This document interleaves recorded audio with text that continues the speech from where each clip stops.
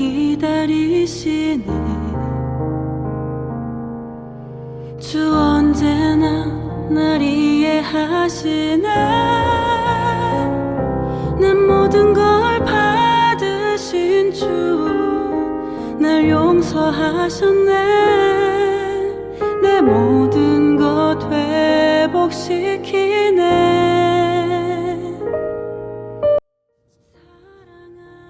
오늘 우리에게 주신 하나님의 말씀은 창세기 37장 1절에서부터 10절까지의 말씀입니다. 야곱이 가나안 땅 곧 그의 아버지가 거류하던 땅에 거주하였으니 야곱의 족보는 이러하니라.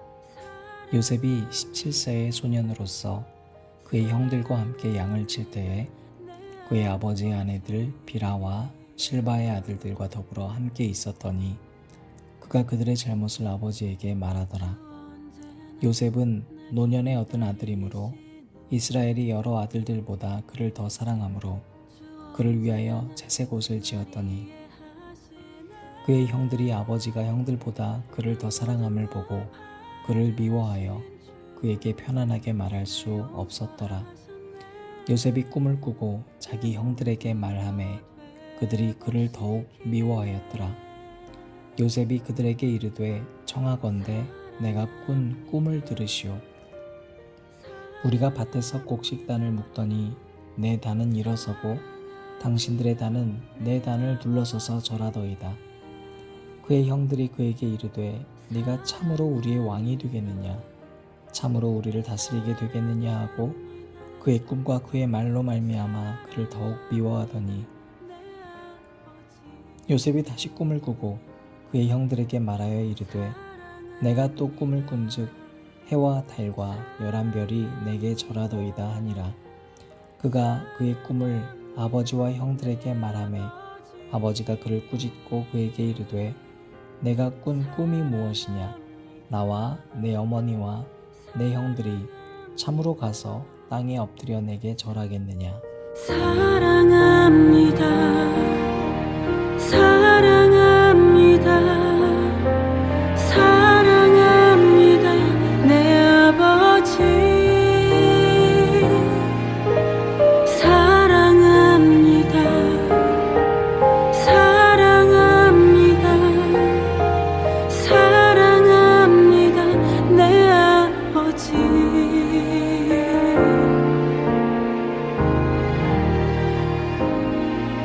주 언제나 날 기다리시네. 주 언제나 날 이해하시네. 내 모든 걸 받으신 주 날 용서하셨네. 내 모든 것 회복시키네.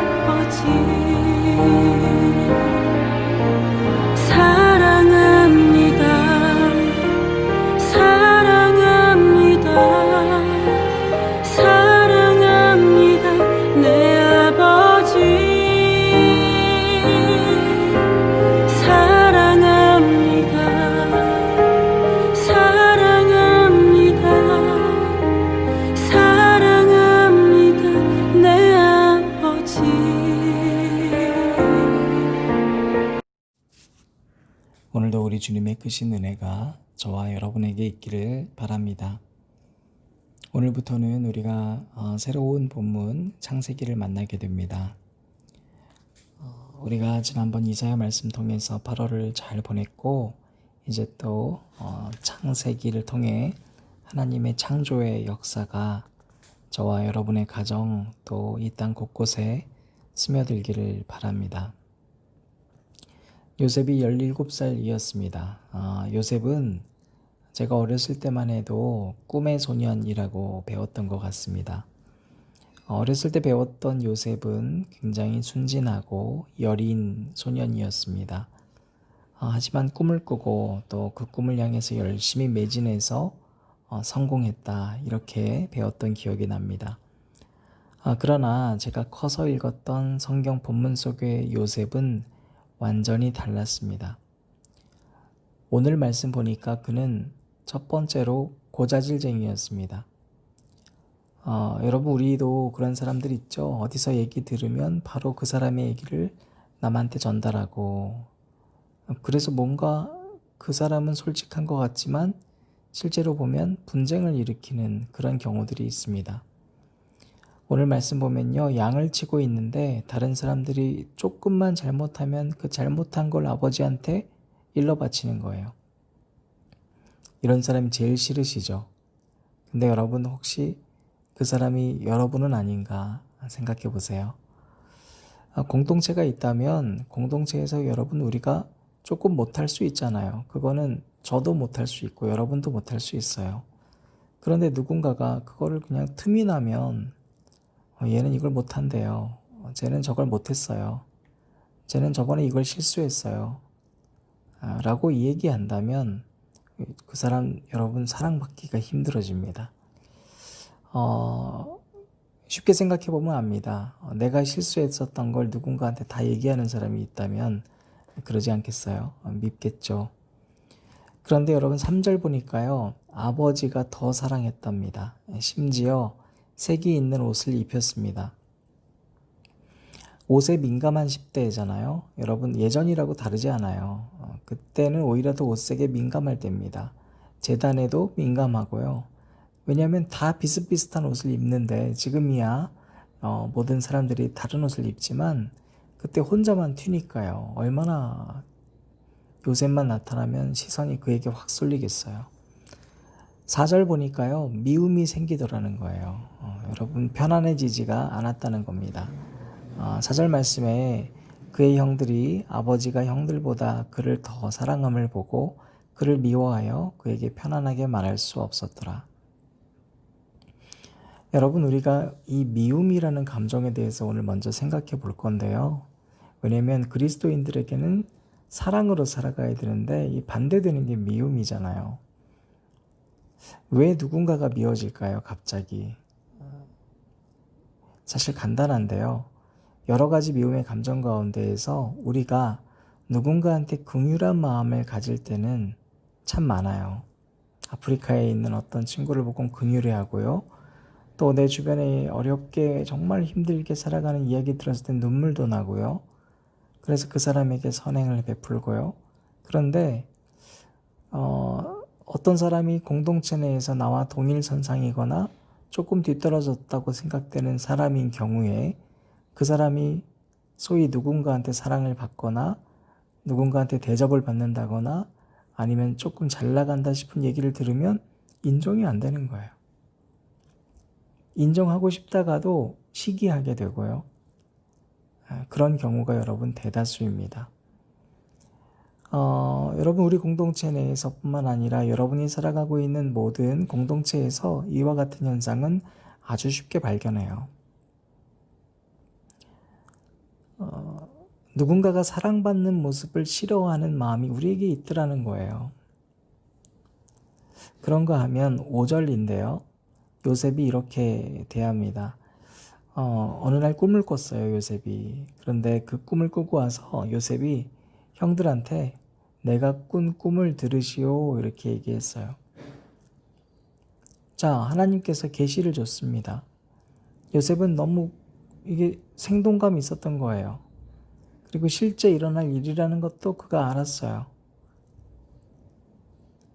그런데 요셉이 형들한테 말할 때 번역을 참 기가 막히게 했는데, 형들한테 공손하게 형, 내가 어제 이런 꿈을 꿨어요, 이렇게 공손하게 얘기한 게 아니에요.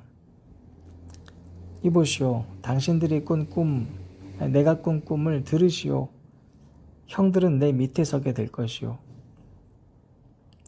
아무리 막내고, 이런 막내는 아니지만 아무리 귀여운 막내여도요, 형들이 이런 얘기를 들으면 당연히 미움받을 수 있죠. 그런데 여러분, 우리가 한 가지 생각할 건 8절이에요.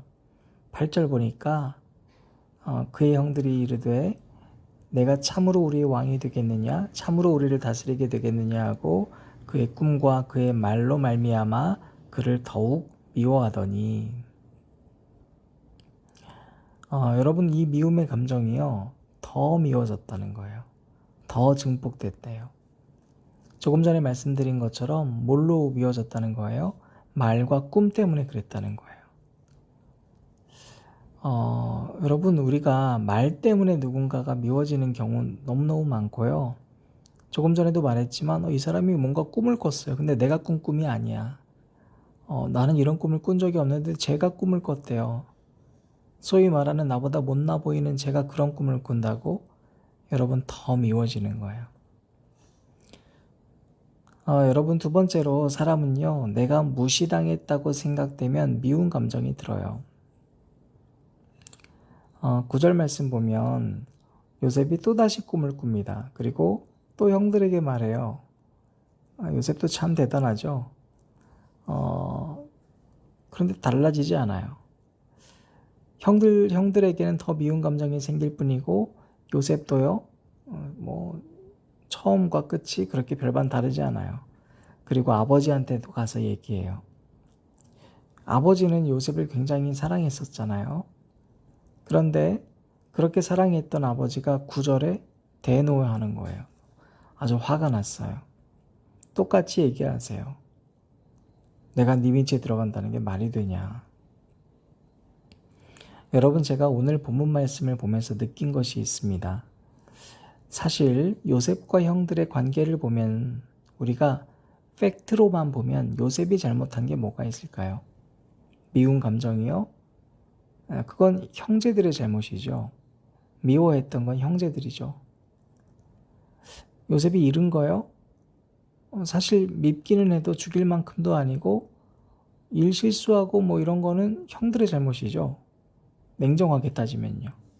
그렇잖아요. 이 시대는 팩트의 시대니까. 여러분, 요셉을 끔찍히 부모님이 사랑했던 것 조금 눈에 거슬리긴 해도 죽일 정도는 아니거든요. 그런데 여러분, 놀랍게도 이 시기의 감정, 시기하는 마음이 내가 누군가에게 무시당했다고 생각했던 이 감정이 어떻게 발전하냐면 바로 내 형제를 죽이고 싶은 마음이 들게 하더라는 거예요. 그리고 실제로 죽이려고 행동을 하더라는 거예요. 사랑하는 여러분, 오늘 꼭 점검해야 할 것이 있습니다. 여러분에게 미움의 감정이 있습니까? 아니면 아직 시기하는 감정이 있습니까? 오늘 해결하시길 바랍니다. 그 감정은요, 어떻게든 쓴뿌리가 될 뿐만 아니라 우리에게 깊숙이 뿌리 내려서 열매 맺으려고 할 거예요. 성령의 열매, 사랑의 열매가 아니라 죽음의 열매를 맺게 할 거예요. 여러분, 그런가 하면 우리가 자기 자신을 점검함에 있어서 내가 공동체에서 어떤 관계인가를 이 본문 속에 있는 인물인 요셉과 형제들의 관계를 대입해서 한번 생각해 봤으면 좋겠습니다. 먼저 오늘날 한국교회를 미워하는 대상이 세상이고 원래 그들이 우리 형제들이잖아요. 또 한국교회를 요셉이라고 생각해 놓고 혹은 나라고 생각해 놓고 한번 생각해 보시죠. 우리 딴에는 이해가 되지 않아요. 왜냐면 예수님 믿고 천국 가는 것이고 안 믿으면 지옥 간다는 것, 여러분 우리가 알고 있는 진리예요. 그런데 요즘에는 어떤 글도 제가 봤냐면 한국 교회를 테러하고 싶다는 겁니다. 왜 이렇게까지 증오하게 되었을까요? 왜 이렇게까지 누군가를 죽이고 싶어졌을까요? 오늘 본문 말씀을 보면요, 이 미움이 어떻게 커져갔는지에 대해서 말씀을 해주고 있어요. 요셉은 옳은 말을 했어요. 여러분, 팩트를 얘기했어요. 꿈꾼 대로 말했어요. 그런데 모두가 다 요셉을 싫어해요. 하나님께서 주신 계시를 무례하게 말했습니다. 하나님이 주신 꿈이고 진짜 계시인데 그거 좀 있다고 요셉은 무례해 줬습니다. 그럴 때 하나님께서는 요셉을 단련시키세요. 그를 미워했었던 형들에게서부터 단련시키시고 형들과의 관계가 나중에 회복될 때까지 훈련시키세요. 여러분, 한국교회가 하나님께 복받았습니다. 우리 그렇게 표현했었습니다. 그렇잖아요. 이렇게 단기간에 급성장한 교회 없고 진짜 복이라고는 할 수는 없지만 하나님께서 허락해 주신 복이었습니다. 그런데 여러분, 그랬다고 세상한테 무례해 줬습니다. 세상 사람들이 보기에는 이해 안 되는 말들이 정말 많습니다. 여러분, 형제들이 보기에, 아버지가 보기에도 요셉의 말은 이해가 되지 않았습니다. 그런데 이해 안 되는 게 당연한 겁니다.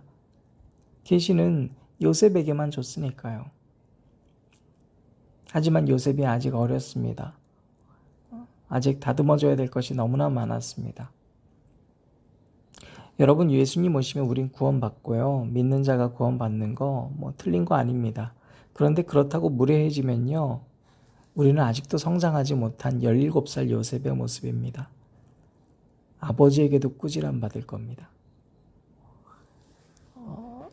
여러분, 내가 생각하기에 맞는 말을 하는 것이 중요한 게 아닙니다. 그거보다 중요한 게 있습니다. 거기 사랑 없으면 아무것도 아닙니다. 사랑은 앉은 자리 기도회를 들으시는 여러분, 본문에서 중요한 사실은 그럼에도 불구하고 하나님께서 요셉을 통해 하시고자 하는 당신의 계획이 있었다는 것입니다. 따라서 무례함이라고 하는 이 과정, 솔직한 게 좋지 라고 생각했던 요셉의 철없음이 무뎌져야 할 훈련의 과정이 필요했습니다. 그래서 깎아지고 다듬어지는 거예요. 오늘 우리가 점검해야 될 것이 두 가지입니다. 여러분, 첫 번째로 우리가 서로에게 요셉의 형들 같지는 않은지 점검했으면 좋겠습니다. 누군가 시기하십니까? 미워하십니까? 시기하는 그 싹을 제하시길 바랍니다. 여러분의 그 시기하는 씨앗이 심겨져 있는 흙 무덩이를 파내고 갈아엎어서 다시 좋은 옥토로 만드시길 바랍니다. 왜냐하면 잘못하면 여러분 그 감정으로는 누군가를 죽일 겁니다. 누군가를 죽일 겁니다.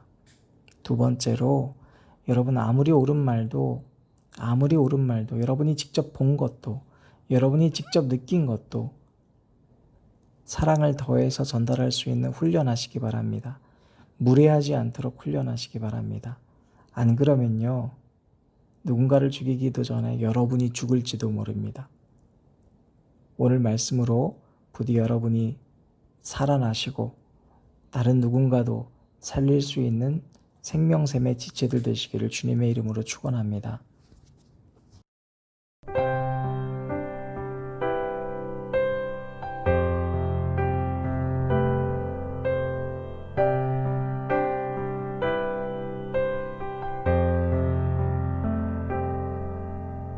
난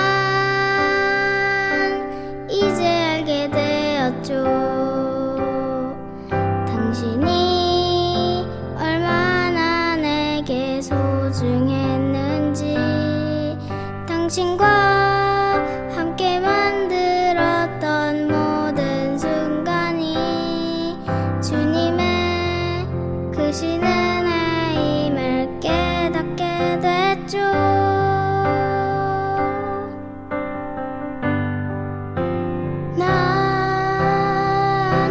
간절히 기도해요.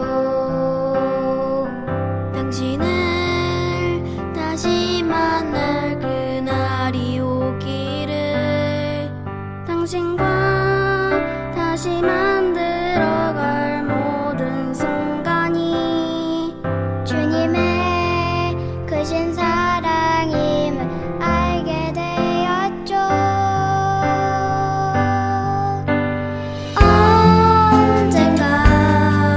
당신을 다시 만난다면 당신의 두 손을 꼭 잡고 그토록 우릴